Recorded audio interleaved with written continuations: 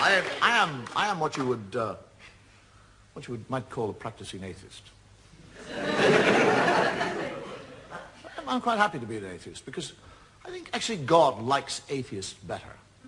We never ask him for anything. We're not bothering him all the time saying, oh God, please help me, I want this thing. And as a practicing atheist, there's certain things that I travel around the world, and no matter where I go, somebody called Gideon leaves me this book to read.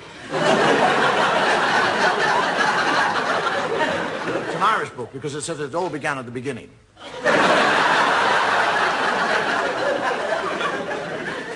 There are certain things that, when I read the Bible, and I do read the Bible, that I find difficult to understand. I mean, if God has been there forever, what was he doing before he got to us? I mean, what was he out there doing? Was he sitting there going, bored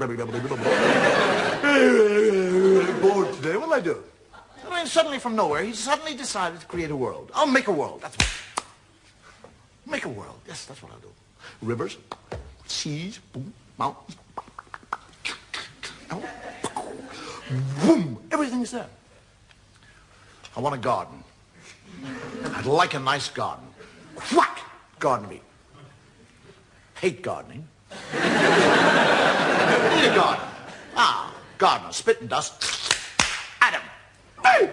And he, Adam, never once says, where in the name of God did I come from?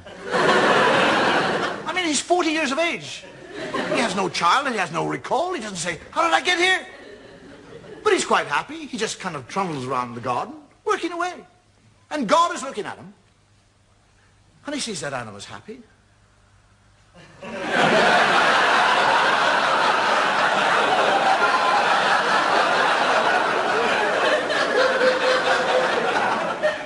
I didn't put him there to be happy. I'll put a stop to that. And God, during the night, sneaks down like a thief and steals. Doesn't ask, doesn't request, doesn't. Steals it. His rib. And from his rib, he makes woman. And Adam wakes up in the morning, he's a real thickie. He's lying there, and and there's somebody else, he doesn't say, where did you come from? How the hell did you get here? Where did you get those lumps?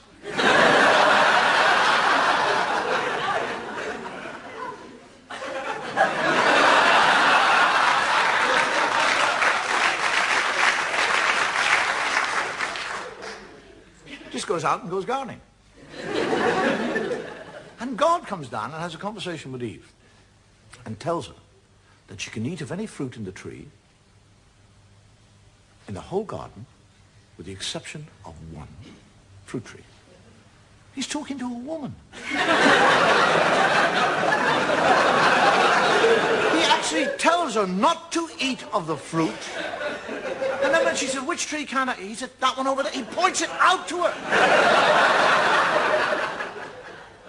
And when he goes and hides, and she sneaks up to the tree, and a snake comes down and has a conversation. A snake. Now, if I see a snake, I'll back off. One starts talking, I'll crap myself.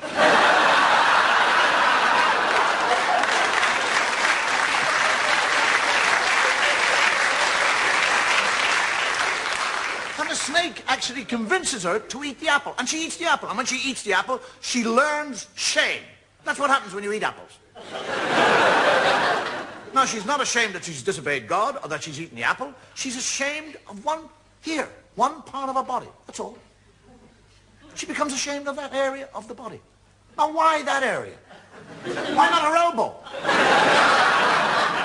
Her nose.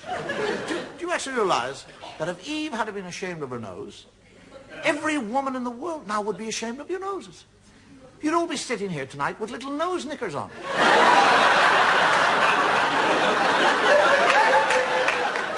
Men would be in nightclubs watching totally naked ladies with G-strings on their nose. Take them off. Oh, I saw a nose.